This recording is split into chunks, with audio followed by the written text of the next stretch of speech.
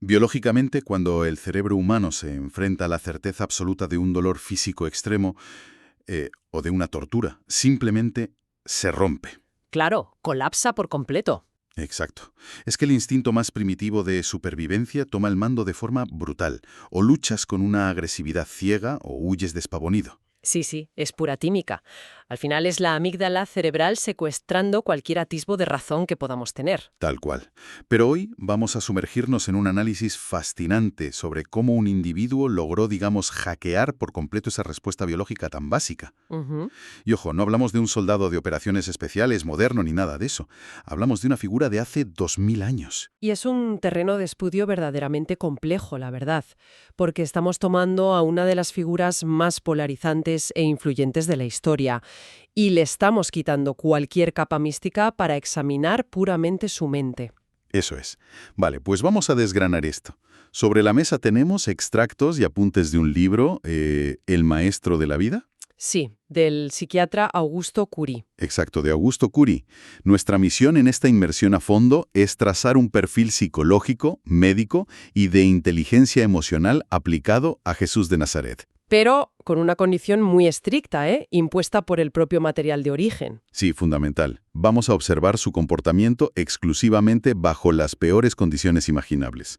Momentos de crisis total, humillación pública, dolor extremo. Y hay que dejar algo clarísimo desde el segundo cero, porque es vital para quien nos escucha. Dispara. El objetivo de este análisis no tiene absolutamente nada que ver con debatir dogmas de fe, ni teología, ni religión. No estamos aquí para validar o invalidar ninguna creencia. Por supuesto. Cero sesgos en ese sentido. Lo que hacemos es utilizar la lente de la psiquiatría y la pedagogía, que es lo que propone el autor, para entender cómo este personaje histórico gestionó el miedo visceral y el caos. Es un caso de estudio sobre los límites de la mente humana, sin tomar ningún partido ideológico. Totalmente neutral. Y fíjate que la premisa de la que parte el autor es un golpe directo a la soberbia intelectual moderna. Plantea que la psicología y la educación contemporáneas han cometido un error histórico colosal. Al no estudiar esta figura, ¿verdad? Eso es. Al no diseccionar los mecanismos psíquicos que utilizó este hombre. Y repito, no para fundar una religión, sino como un modelo maestro para prevenir enfermedades mentales y formar mentes resilientes. Es que para entender la magnitud del desafío, primero hay que visualizar un poco el tablero de juego. A ver, ponnos en situación. Pues estamos en la antigua Jerusalén, una ciudad milenaria, con una élite cultural muy orgullosa, pero que sociológicamente está deprimida. Está asfixiada por el control del Imperio Romano. Un ambiente de apatía total, vamos. Ya te digo, un entorno donde la población vive atrapada entre el resentimiento hacia el invasor y la sumisión forzada. Las estructuras de poder mantienen su estatus a base de reglas rígidas. Un control social asfixiante. Y en medio de esa inercia casi patológica, aparece una figura que rompe por completo el paradigma establecido. Y lo que desestabiliza a las autoridades no es que levante un ejército armado, es su perfil de origen, que rompe todos los esquemas. Es que el contraste es sociológicamente brutal. No es un aristócrata educado en la mejor academia romana, ni un general. Es un artesano. Alguien de a pie. Fíjate en la imagen que se describe. Un hombre de manos ásperas, acostumbrado a tallar madera, pero que de repente demuestra una capacidad quirúrgica para tallar la emoción humana. Es una metáfora preciosa que usa el autor, sí. Y un individuo completamente desarmado, que no ejerce coacción sobre nadie, pero genera un magnetismo tan desproporcionado que las multitudes literalmente se aplastan solo para escucharle. A nivel de dinámicas de poder, esto es fascinante. Haciendo un paralelismo salvaje, es como si hoy, imagínate, un trabajador manual de una cadena de montaje entrara con la ropa manchada de grasa en la sala de juntas de una megacorporación. Ya veo por dónde vas. Y en 5 minutos dejar en evidencia a todos los directores ejecutivos de traje, desarmando sus estrategias de liderazgo frente a todos los empleados. El pánico en esa junta directiva sería absoluto. Claro. Sin embargo, el texto insiste en que era una figura dócil, pacífica. Entonces, ¿cuál es el mecanismo exacto que convierte a alguien así en el objetivo principal del Estado? Pues la amenaza real era de naturaleza cognitiva. A ver, la violencia física es predecible y el Imperio Romano sabía cómo aplastarla en cuestión de horas. Tenían a las legiones para eso, claro. Exacto. Pero la inteligencia lúcida es inmanejable para un sistema opresivo. Lo que el autor detalla es una auténtica guerra dialéctica. Sí, los debates públicos. Los líderes políticos y religiosos intentaban constantemente acorralarle, lanzando preguntas trampa para que cayera en contradicciones lógicas o cometiera sedición verbal. Querían destruir su credibilidad. Que al final es el pilar de cualquier liderazgo. Si pierdes eso, estás acabado. Tal cual. Pero la agudeza mental que mostraba dejaba a la élite paralizada. Rompía las convenciones, destrozaba prejuicios y proponía un modelo de relaciones humanas inaudito para la época. Básicamente hackeó el sistema operativo de la sociedad usando solo el lenguaje y una lectura profunda de la mente humana. Desestabilizó intelectualmente todo el sistema sin levantar una sola espada. Es brutal. Pero claro, si el intelecto era su arma principal en los debates, llega un momento en que el texto gira hacia sus acciones y sobre todo hacia su vulnerabilidad emocional. Sí, aquí entra el caso de Lázaro. Eso es, el autor utiliza este evento como el catalizador definitivo de la ruptura con la élite, y lo aborda desde una perspectiva médica que sinceramente choca bastante. Desde el punto de vista clínico, el autor pone las cartas sobre la mesa. La biología dicta que tras 15 minutos de parada cardíaca sin reanimación, el cerebro sufre daños neurológicos irreversibles. Por la falta de oxígeno, claro. Exacto. Las áreas de la memoria y la consciencia colapsan, fisiológicamente no hay retorno. Y frente a esta ley inquebrantable, se presenta el escenario de Lázaro, con 4 días de fallecimiento. Una locura a nivel biológico. Las acciones descritas causan una fractura total en las leyes de la física y la biología conocidas. Pero lo verdaderamente relevante en el análisis de Curie no es el milagro en sí. Aquí es donde se pone realmente interesante la cosa. El bisturí del psiquiatra se centra en la reacción emocional que precede a esa acción. Espera, detengámonos ahí un segundo. Porque aquí el material presenta una fricción lógica importante para mí. Se relata que, al ver a una mujer llorando desesperadamente por la pérdida, él se derrumba. Llora abiertamente en público, sí. Y a ver, si estamos hablando de alguien con la inteligencia emocional más suprema de la historia, y si sabe perfectamente que va a revertir la situación en minutos... ¿Por qué llora? Exacto. ¿Por qué derrumbarse?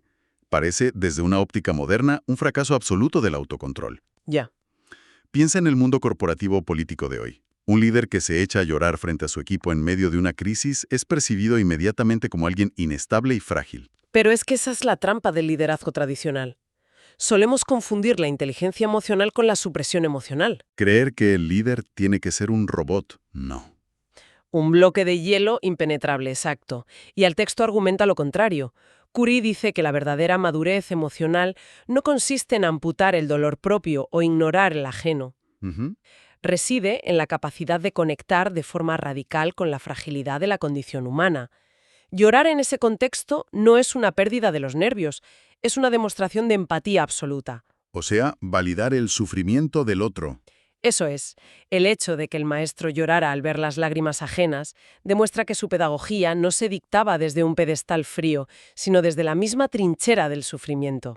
Vale, visto así, la empatía no es un defecto de fábrica. Es la herramienta principal de conexión. Es lo que valida todo su liderazgo, de hecho. Y tiene todo el sentido lógico. Porque si alcanzas ese nivel de conexión profunda con la fragilidad humana, de repente se explica el misterio más grande de esta historia. ¿Por qué no huyó? Exactamente.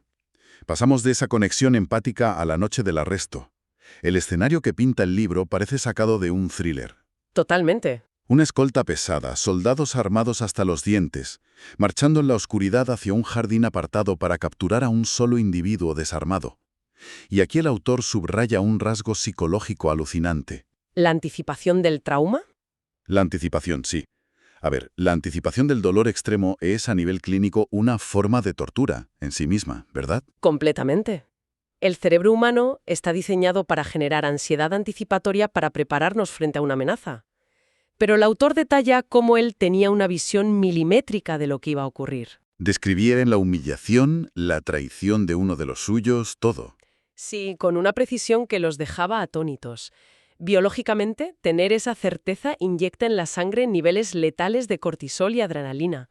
La reacción natural es el pánico. Correr, esconderse, lo que decíamos antes. El instinto de supervivencia primario. Sin embargo, no hay huida. Hay una entrega que él mismo facilita. Es como un gran maestro de ajedrez que ve el jaque mate 10 movimientos antes, pero en lugar de volcar el tablero y salir corriendo, camina directamente hacia la trampa con una serenidad pasmosa. Es una analogía muy buena. Es que trato de buscar un equivalente moderno, y pienso en el entrenamiento de las fuerzas especiales. Utilizan esto de la inoculación del estrés, ¿sabes? La terapia de exposición, sí, sí. Obligan a los soldados a visualizar y experimentar escenarios de máximo terror una y otra vez, para que cuando la emboscada real ocurra, el cerebro no caiga en el pánico ciego. Ya tenga un mapa trazado. Exacto. Es como si este hombre en el jardín estuviera aplicando una inoculación del estrés llevada al extremo absoluto. Se apartó, gimiendo de dolor, llegando a colapsar en el suelo. Estaba previviendo la destrucción de su cuerpo. Literalmente. Y yo me pregunto, ¿cómo funciona exactamente esta gestión del caos en la psique? Pues, según Curry, funciona aislando el conflicto. La lección psicológica central de ese episodio en el jardín es que la soberanía emocional requiere gestionar primero el caos interno antes de enfrentarse al externo. O sea, sentir todo el miedo antes de que pase. Exacto. Al enfrentarse voluntariamente a la agonía mental de lo que venía, al permitirse sentir el terror y procesarlo, agotó el poder psicológico que el evento real tendría sobre él. Agotó el miedo antes de que llegaran los soldados. Ostras. Por lo tanto, cuando el caos irrumpió con espadas y antorchas, su mundo interno ya estaba ordenado y pacificado. Ya no había pánico porque ya había sido conquistado horas antes. Madre mía. Y este nivel de gobierno mental es lo que dejó una huella tan profunda en sus seguidores. Esos pescadores iletrados sufrieron una reestructuración cognitiva tan radical al ver esto que luego cambiarían el mundo. Es fascinante. Y toda esa preparación psicológica extrema desemboca en el clímax del análisis, claro. La ejecución práctica de ese control. Sí, bajo la tortura física y el juicio ante figuras como Anás, Caifás y Pilatos. Porque una cosa es dominar el miedo en un jardín tú solo, y otra muy distinta es mantener la mente intacta cuando te están destruyendo. Físicamente destruyendo, sí. Los detalles médicos que se extraen de estos interrogatorios son abrumadores. ¿Qué le pasa a un cerebro humano bajo ese nivel de dolor continuado? Fisiológicamente ocurre lo que llamamos un secuestro amigdalar. ¿Vale? Cuando el sistema nervioso central es bombardeado por señales de dolor masivo, el cerebro entra en modo de emergencia crítica. La corteza prefrontal, que se encarga del pensamiento lógico y el lenguaje, se apaga. Se desconecta para sobrevivir. Exacto. El cuerpo redirige la energía a la supervivencia básica. Por eso, bajo tortura extrema, el ser humano pierde la capacidad de razonar con coherencia, queda reducido al grito, al llanto animal. La inteligencia superior se desvanece por completo. Pero el análisis psiquiátrico de estos eventos muestra un cuadro fisiológicamente imposible. Caminando ensangrentado y condenado a muerte, mantuvo una lucidez tal que producía frases muy profundas. Poéticas y filosóficas incluso. Sí. Su corteza prefrontal seguía operando al máximo nivel en medio del colapso físico. Es un dominio sobre la biología que cuesta asimilar. Y hay un elemento de esta fase que me parece el arma psicológica definitiva. El silencio. El silencio, sí. El texto destaca que frente a la humillación pública, ante gobernadores que tenían el poder absoluto, en lugar de defenderse o suplicar, ofreció silencio. Mantuvo una serenidad inquebrantable. Y esto invierte la dinámica de poder. Un torturador busca desesperadamente una reacción. Buscan el miedo, la ira, porque esa reacción valida su poder. Si te golpeo y gritas, yo tengo el control. Claro, te dominan. Pero si ejerces violencia sobre alguien y esa persona te mira con absoluta serenidad, negándote la reacción emocional, la dinámica se invierte por completo. Exactamente. Al retener la reacción, está privando a sus verdugos de lo único que realmente quieren: el control sobre su mente. El cuerpo estaba cautivo, pero la mente era inalcanzable. Ese es el nivel supremo de la soberanía emocional del que habla Augusto Curry. Enseñar usando el propio silencio y las lágrimas como herramientas frente a la crueldad absoluta. Crea una disonancia cognitiva tremenda en los agresores, me imagino. Enorme. Ellos tienen las armas y las leyes, pero se dan cuenta de que son impotentes ante el núcleo de su identidad. Es negarse a ser rehén de las circunstancias.